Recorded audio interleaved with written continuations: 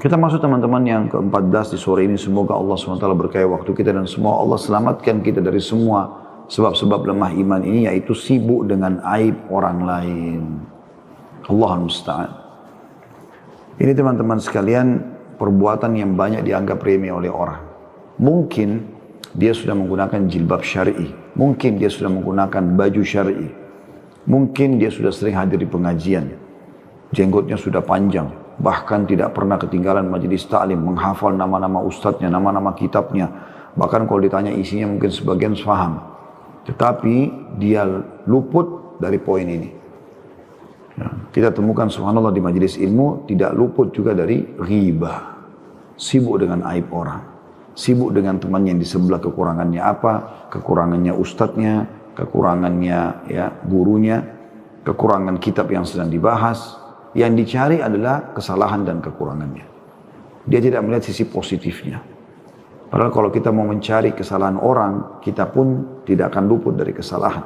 Semua hidup kita ini pasti ada kesalahannya. Karena Nabi SAW sudah mengatakan, kullu ibn Adam khata' atau khata'un wa khair khata'ina tawwabun.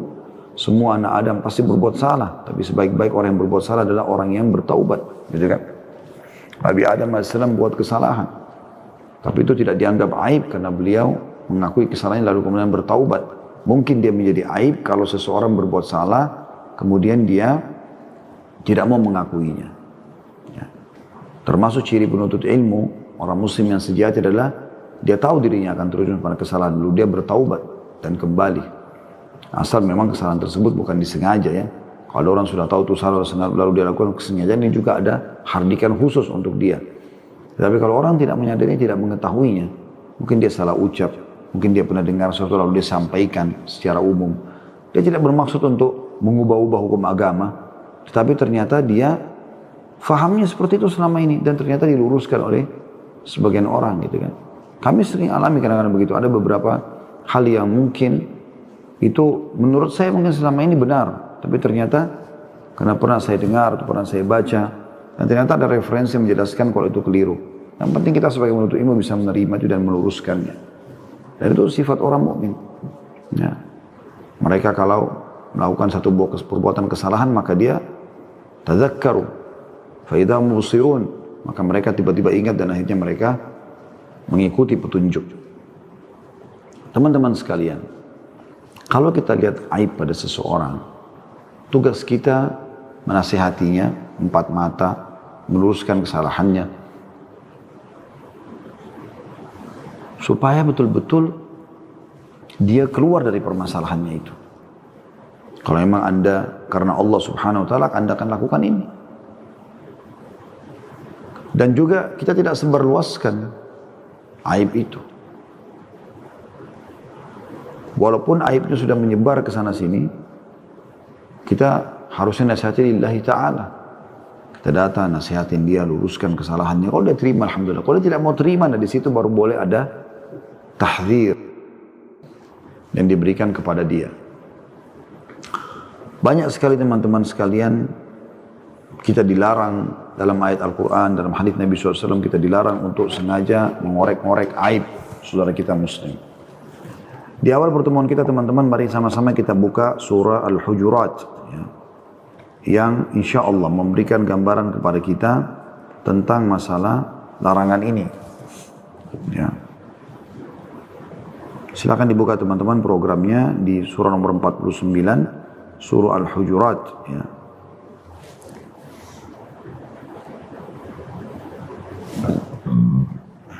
Dimulai dari ayat 6. Saya akan bacakan. A'udzu billahi minasyaitonir rajim, surah nomor 49 Al-Hujurat, dimulai dari ayat 6. Ya ayyuhalladzina amanu in ja'akum fasiqun binaba'in fatabayyanu an tusibu qauman bijahalatin fatusbihu ala ma fa'altum nadimin.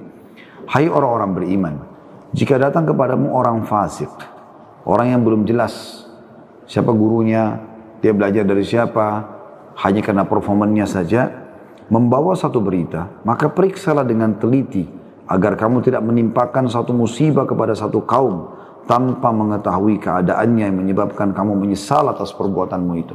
Maksudnya kau akan menyesal nanti kalau kau dihukum gara-gara perbuatanmu itu. Kemudian ayat 7-nya wa'lamu anna fiikum Rasulullah fi katsirin minal amri la'anittum walakinna Allah habbaba ilaikumul iman wa zayyanahu fi qulubikum wa karrah ilaikumul kufra wal fusuqa wal isyan ulaika humur rasyidun. Dan ketahuilah olehmu bahwa di kalanganmu, di tengah-tengahmu ada Rasulullah sallallahu alaihi wasallam. Walaupun kita tidak hidup bersama dengan beliau sekarang, tapi ada ajaran-ajarannya. Beliau sudah berikan solusi dalam hidupnya menghadapi masalah-masalah seperti apa. Kalau ia menuruti kemauanmu dalam beberapa urusan, benar-benar kamu dapat mendapatkan kesusahan. Tapi Allah menjadikan kamu, tanda kutip, cinta kepada keimanan dan menjadikan keimanan itu indah di dalam hatimu. Serta menjadikan kamu benci kepada kekafiran, kefasikan dan kedurhakaan. Mereka itulah orang-orang yang mengikuti jalan yang lurus.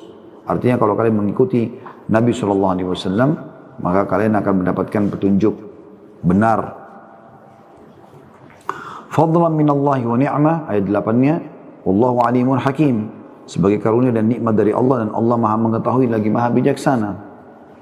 Ayat 9-nya. Wa in ta'ifatani minal mu'minin iqtatalu fa aslihu bainahuma fa in bagat ihdahuma 'ala al-ukhra faqatilu allati tabghi fa in fa'at fa aslihu bainahuma bil adli wa aqsitu innallaha yuhibbul muqsitin. Dan kalau ada dua golongan dari mereka yang beriman itu berperang, hendaklah kamu damaikan antara keduanya. Kalau dua orang yang ribut, yang kau lakukan adalah damaikan, bukan malah memperkeruh permasalahan atau mendengar hanya sepihak saja.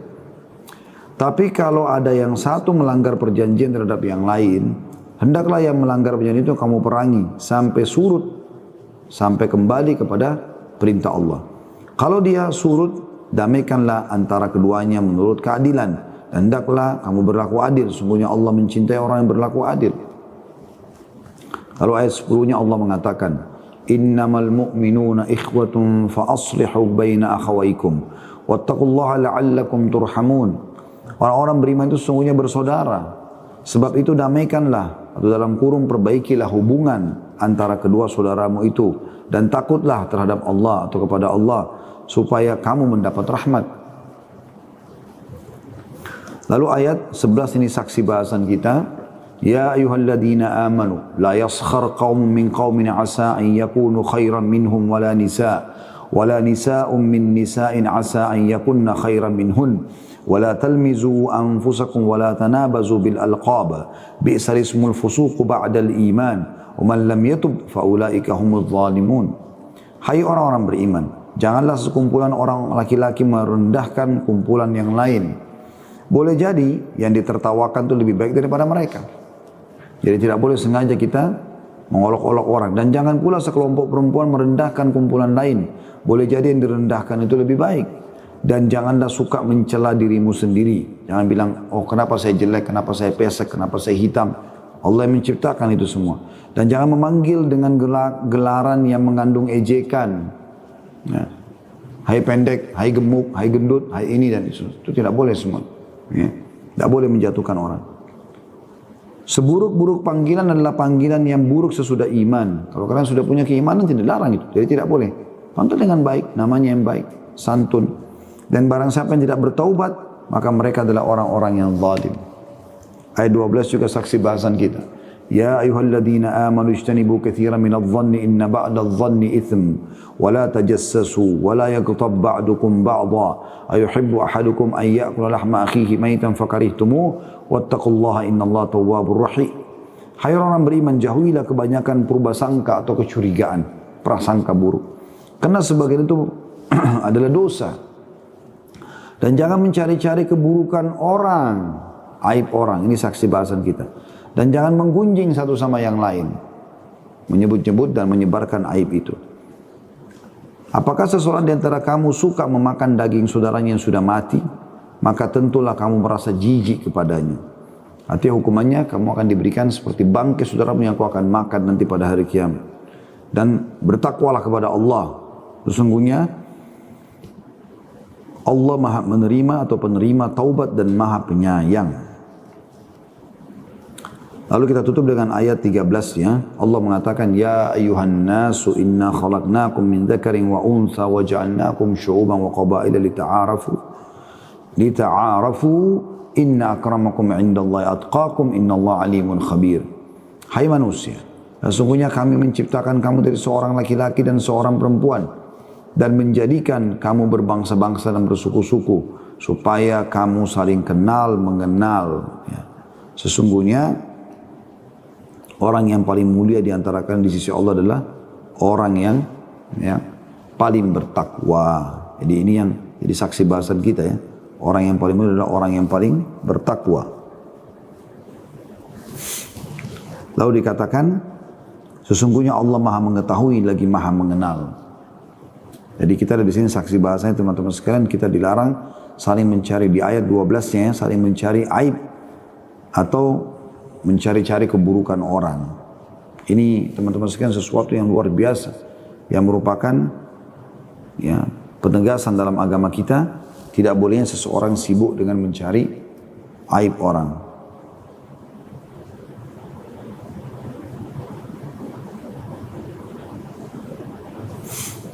Kemudian juga cukup banyak ya, di dalam Islam kita tidak bolehnya kita melakukan pelanggaran-pelanggaran termasuk sengaja mencari-cari aib orang ya. Dalilnya cukup banyak berhubungan dengan masalah itu tentunya.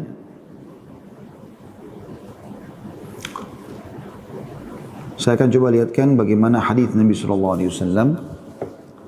Hadis ini hadis sahih.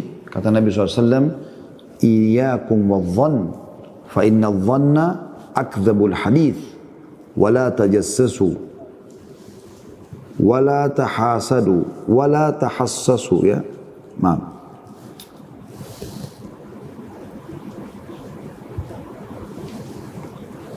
Wa la tahassasu wa la tajassasu wa la tahasadu wa la tadabaru wa la tabaghadu wa kunu ibadallahi ikhwana.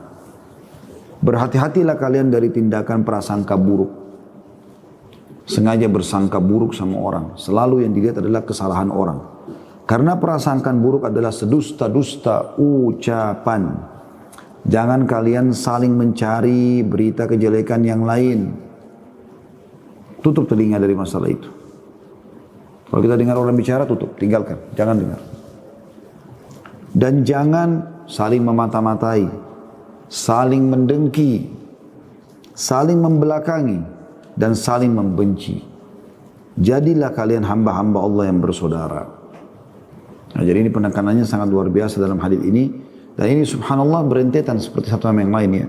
Jadi kata Nabi SAW, jangan ya, berprasangka buruk. Karena mulai dari sangka buruk dulu nih. Kemudian nanti akan pindah, jangan mencari-cari kejelekan orang. Kalau sudah sangka buruk, sengaja kita cari kejelekannya.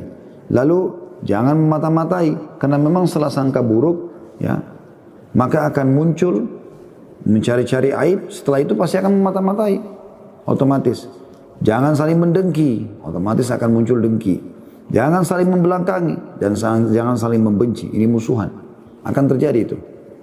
Ini adalah hadis Nabi SAW yang luar biasa. Ya. Kata Umar radhiyallahu anhu, wala tadhunnanna bikalimatin kharajat min akhik al-mu'min illa khaira wa anta tajid laha fil khairi muhmala. Artinya, janganlah engkau berprasangka terhadap perkataan yang keluar dari saudaramu yang mukmin kecuali dengan prasangka yang baik. Dan hendaklah engkau selalu membawa perkataannya itu kepada prasangka-prasangka yang baik. Jadi jangan langsung buruk dulu. Banyak orang prasangka buruk, orang tidak sadar. Syekh Abu Bakar bin Jabir al-Jazair juga rahimahullah menyebutkan tafsir surah Al-Hujurat ayat 12 yang sudah kita bacakan. Lalu beliau mengatakan haram mencari kesalahan dan menyelidiki aib-aib kaum muslimin, apalagi sampai menyebarkannya serta menelitinya. Sengaja ngorek-ngorek. Bahkan dalam sebuah hadis yang sahih disebutkan, kata Nabi SAW, siapa yang sengaja mengorek-ngorek aib saudaranya, maka Allah akan juga membongkar aibnya walaupun dari dalam rumahnya. Syekh Sa'di berkata, rahimahullah, jangan kalian meneliti aurat atau aib kaum muslimin dan jangan kalian menyelidikinya. Ya. Jadi tidak boleh kita dilarang itu. Beda kalau memang Anda dasarnya punya tugas yang resmi misalnya dari pemerintah gitu kan. Anda sebagai pengawas keuangan segala macam itu Anda harus mencari tahu, itu lain. Tapi kalau Anda tidak ada hubungannya dengan itu semua, jangan ikut-ikutan. Begitu juga Syekh Utsaimin berkata rahimahullah, tajassus atau memata-matai atau mencari-cari aib orang lain, ya, atau menyelidiki kejelekan orang lain adalah masuk dalam ayat tadi yang dibahas. Tajassus.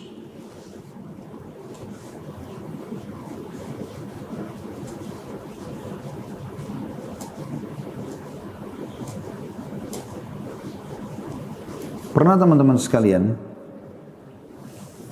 seorang khalifah Utsmaniyah, dia Syekh Muhammad Sultan Muhammad Murad, Sultan Murad, ya. Sultan Murad ini ayahnya Sultan Muhammad Fatih yang bebasin Konstantinopel itu dari kekufuran, itu namanya Sultan Muhammad. Ayahnya Sultan Murad. Sultan Murad ini terkenal juga orang yang cenderung kepada kesolehan insya Allah. Ada satu tradisi yang dia sedang lakukan, yaitu dia di malam-malam tertentu dia keluar mengajak sekretarisnya, lalu dia tanggalkan baju kerajaan, lalu dia pakai baju biasa. Kemudian dia jalan di tengah-tengah masyarakat untuk mendengar permasalahan mereka apa. Satu malam dia pernah keluar teman-teman sekalian, kemudian dia temukan ada orang rupanya karena dia pakai baju biasa, orang tidak tahu kalau dia sultan gitu kan. Maka pada saat dia jalan di tengah-tengah masyarakat, ada satu orang pegang botol khamr, kepleset, jatuh, kepalanya terbentur jalanan, mati. Di tangannya ada botol khamr. Begitu jatuh dia lihat, dia berhenti. Uniknya waktu dia berhenti tidak ada satupun orang yang datang merumuni untuk membantu beliau, Sultan Murad. Maka dia sama sekretarisnya heran.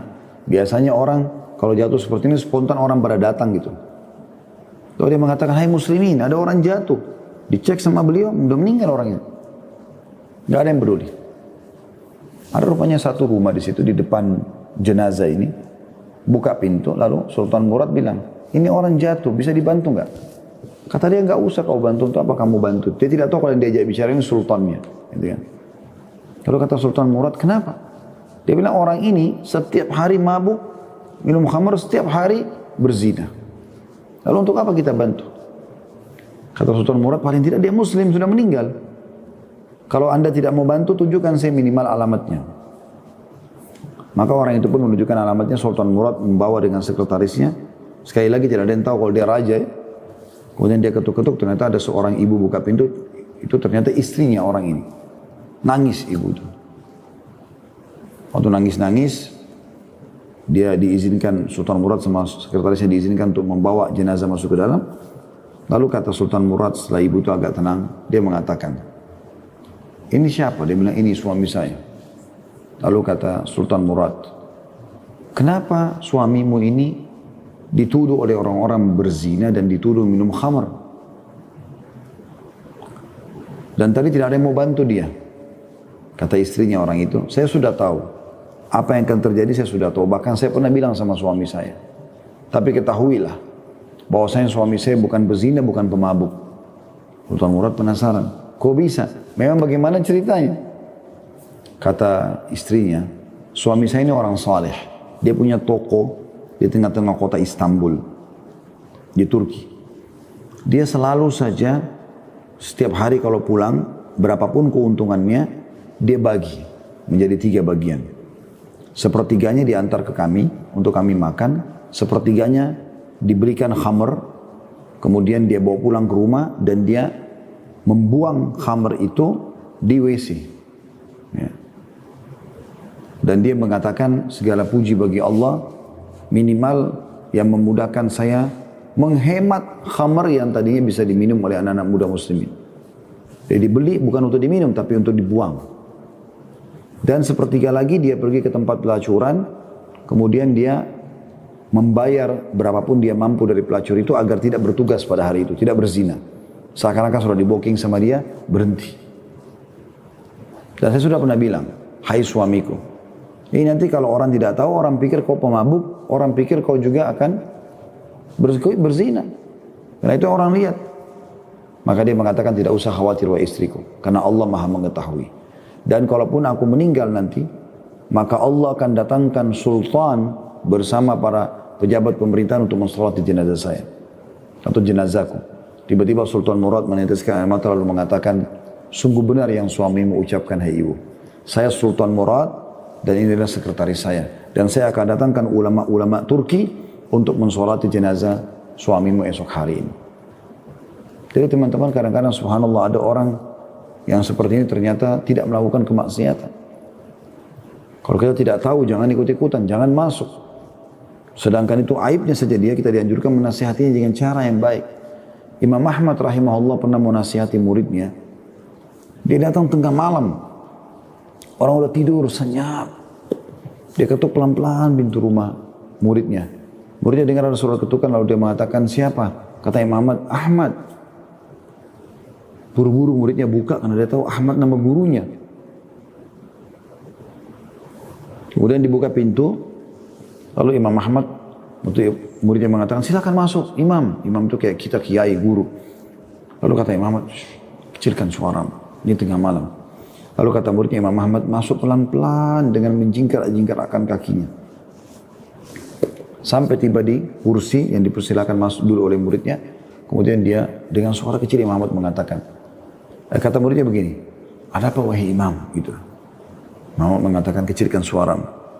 Ada sesuatu yang saya ingin sampaikan kepadamu. Kata muridnya, iya ada apa? Jadi seperti orang bisik-bisik tengah malam. Kata Imam Ahmad, tadi pagi kemarin, saya lihat kamu mengajar murid-muridmu. Jadi kebetulan murid ini sudah punya murid-murid juga gitu kan. Dan kamu berada di bawah pohon, naungan pohon, kamu tidak kepanasan, murid-muridmu di bawah matahari. Tidak ada naungan. Saya khawatir kau dihisab sama Allah hari kiamat. Ini subhanallah, hanya itu saja yang dianggap kesalahannya oleh Imam Ahmad.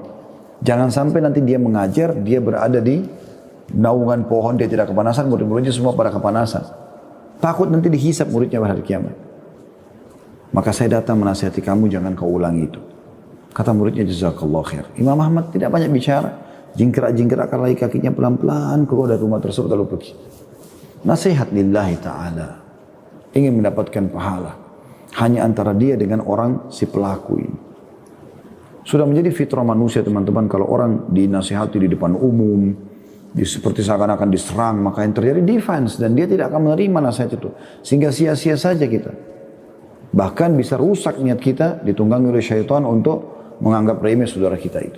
Padahal bisa saja mungkin kita benar di satu sisi, dibandingkan dia di poin itu, tapi belum tentu di yang lainnya. Mungkin dia lebih baik kepada istrinya, mungkin lebih baik kepada anaknya, mungkin lebih baik sama orang tuanya, mungkin dia lebih banyak sholat malamnya, mungkin lebih banyak hafalan Qur'annya, mungkin lebih banyak zikirnya, mungkin lebih banyak sedekahnya, kan begitu. Sementara kita sudah berbangga dengan, berhasil menyoroti satu aibnya. Untuk apa? Bukankah Nabi SAW bersabda pada saat mengangkat bangkai kambing di pasar, kemudian mengatakan, sungguh demi zat yang jiwa Muhammad dalam genggamannya, seseorang di antara kalian memakan bangkai yang lebih ringan daripada dia menceritakan aib saudaranya muslim. Dalam hadis lain dikatakan, sungguh cukup berat dosa dan hukuman bagi seseorang yang sibuk mencari atau menceritakan aib saudaranya. Dalam riwayat lain juga kata Nabi SAW, riba 72 pintu, yang paling rendah seperti orang berzina sama ibunya sendiri, itu paling rendah siksaannya. Itu bab zina ini paling tinggi ya. Tapi di bab riba, ya, berzina dengan ibu itu adalah paling rendah. Dan yang paling tingginya, seperti seseorang setara dengan seseorang mencoreng kehormatan saudaranya muslim. Tutupi aib saudara muslim. Doakan supaya dapat hidayah. Nasihati dia. Lillahi ta'ala. Lillahi ta'ala. Dinukil dari sebagian salaf, bahwasanya pernah menghadiri acara bersama khalifah. Kebetulan dia jadi penasihat khalifah. Dan dia mengatakan, di sebelah saya tiba-tiba ada orang di acara itu mengatakan, wahai saudaraku, bertakwalah kepada Allah subhanahu wa ta'ala atas khalifah ini. Dan jangan kamu justru takut pada khalifah ini, dan kau bengkalikan haknya Allah. Ketahuilah, kau penasehatnya dan kau akan dituntut pada hari kiamat dari apa semua itu. Kata orang ini, saya menasihati itu kayak belum pernah saya dengarkan nasihat seperti ini. Dan saya seperti disirami dengan air sejuk untuk hati-hati dengan tugas saya. Kemudian saya berharap dengarkan nasihat tambahannya. Lalu saya mengatakan karena banyak tamu, lanjutkan nasihatmu. Lalu dia pun mengatakan, ingatlah, setiap perkataan, setiap keputusan khalifah, engkau terlibat di situ. Dan engkau pun akan dituntut pada hari kiamat.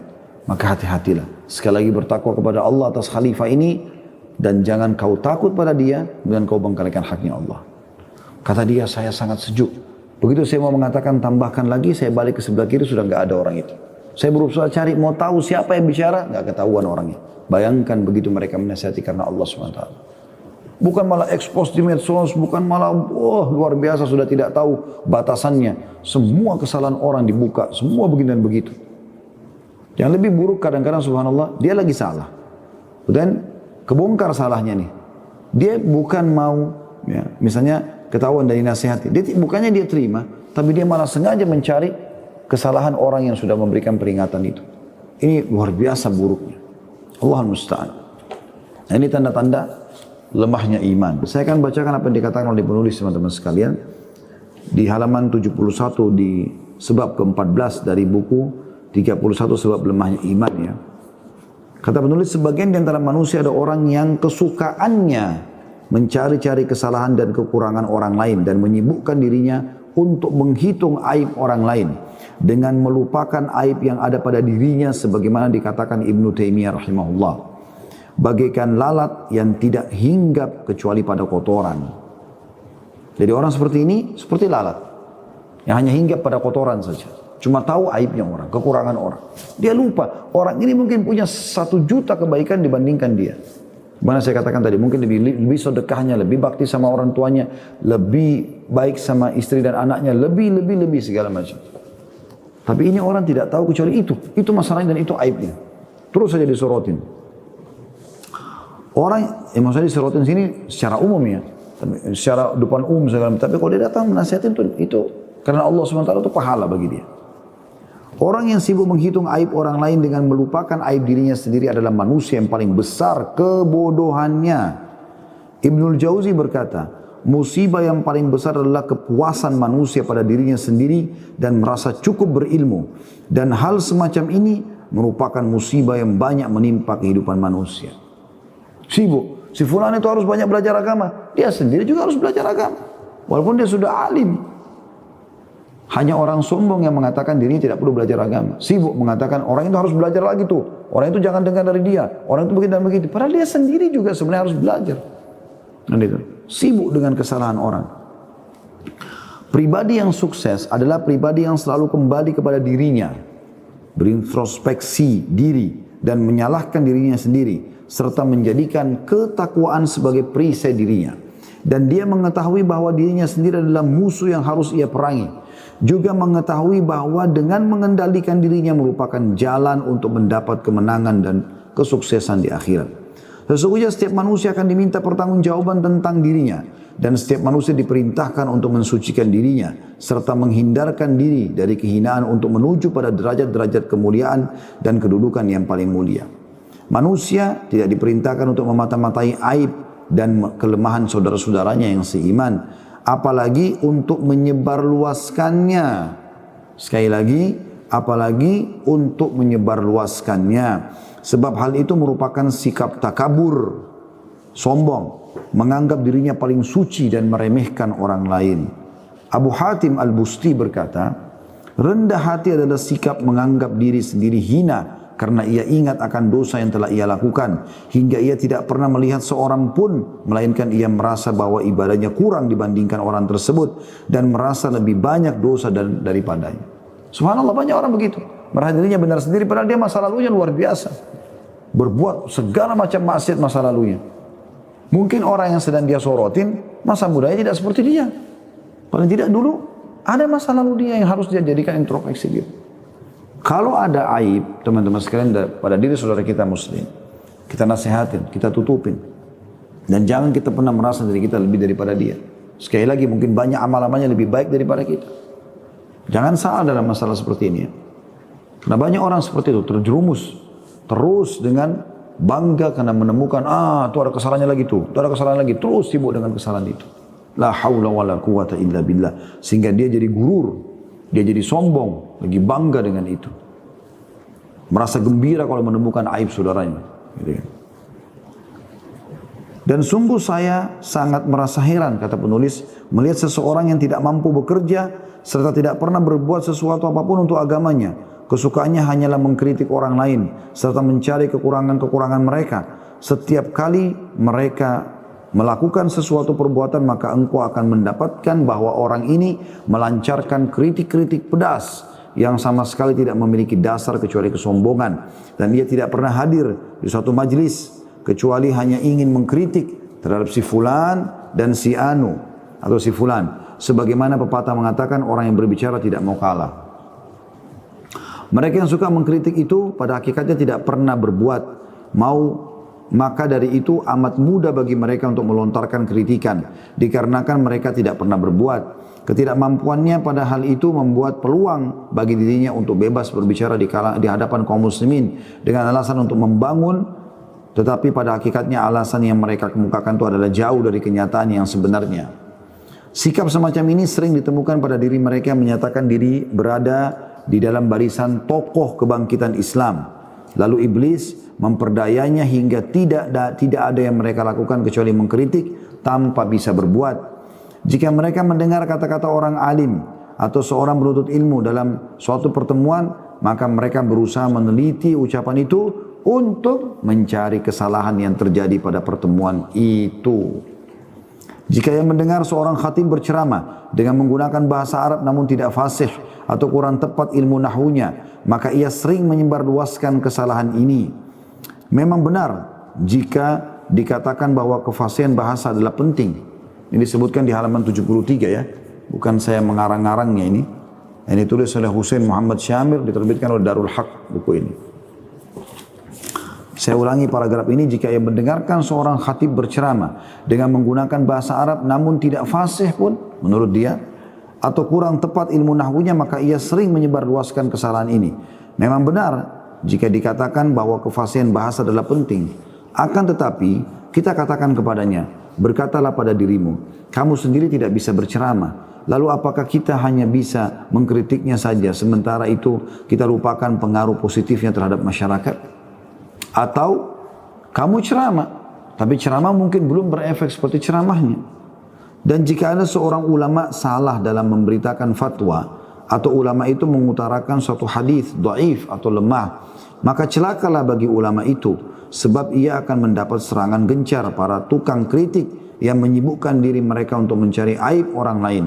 Setiap kali mereka hadir di satu majlis, maka tidak ada yang bisa mereka ucapkan kecuali kesalahan-kesalahan orang lain.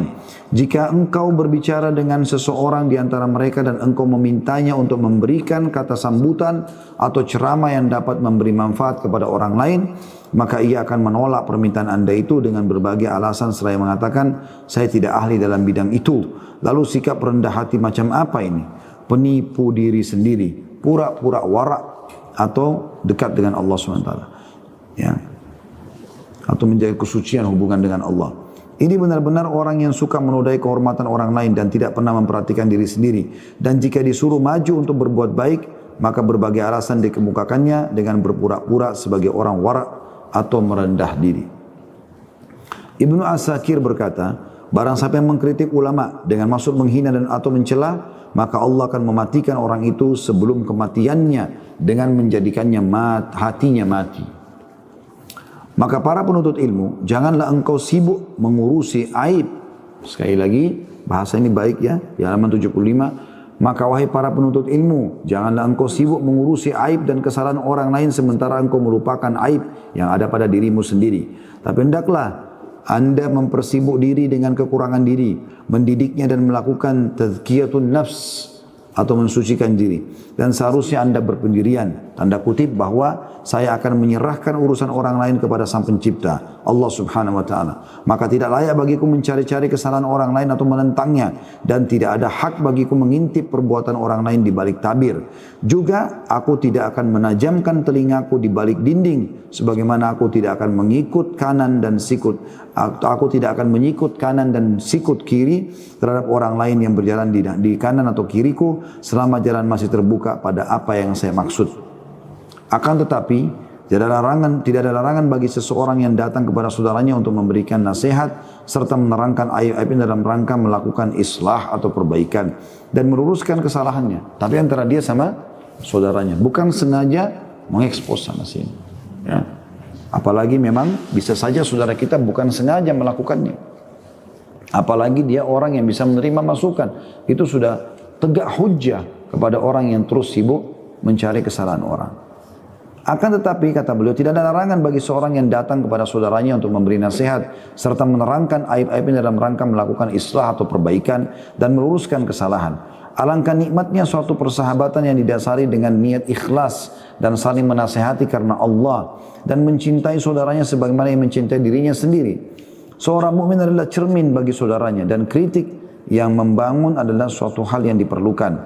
Jika seseorang melakukan kesalahan, maka saudaranya harus memperingatkannya akan kesalahan itu dengan bijaksana, jujur, dan berani untuk menasihati, bukan untuk menyakiti atau membuka aib, apalagi untuk mencari-cari kesalahan.